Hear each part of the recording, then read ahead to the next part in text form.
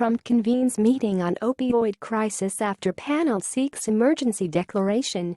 One day after a commission authorized by President Donald Trump called for national action to address America's reliance on painkillers and its growing addiction to heroin, Trump will be holding what he called a major briefing on the subject.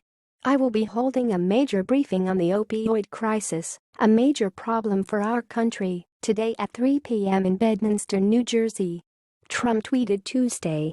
He will be joined by Health and Human Services Secretary Tom Price. Trump is staying at his New Jersey property for 17 days, while the HVAC system in the West Wing of the White House undergoes renovations. Working in Bedminster, New Jersey, as long-planned construction is being done at the White House. "This is not a vacation, meetings and calls," Trump tweeted at the start of his stay.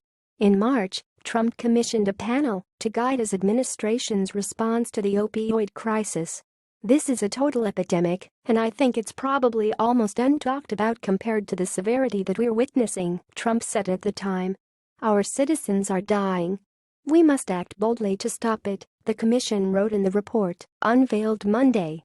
"The first and most urgent recommendation of this commission is direct and completely within your control.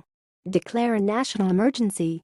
Your declaration would empower your cabinet to take bold steps and would force Congress to focus on funding and empowering the executive branch even further to deal with this loss of life. It would also awaken every American to this simple fact: if this scourge has not found you or your family yet, without bold action by everyone, it soon will," the report said. The report outlined a series of actions, including streamlining regulations, increasing funding for treatment and increasing physician education to avoid the use of opioids that are often the gateway to heroin use. After noting that a federal report said 4 out of every 5 new heroin users begin with non-medical use of prescription opioids, the commission added that this crisis began in our nation's healthcare system. "While we acknowledge that some of this inappropriate overprescribing is done illegally and for profit, we believe the overwhelming percentage is due to a lack of education on these issues in our nation's medical and dental schools and a dearth of continuing medical education for practicing clinicians," the report said. According to the Centers for Disease Control and Prevention, overdose deaths involving prescription opioids have quadrupled since 1999.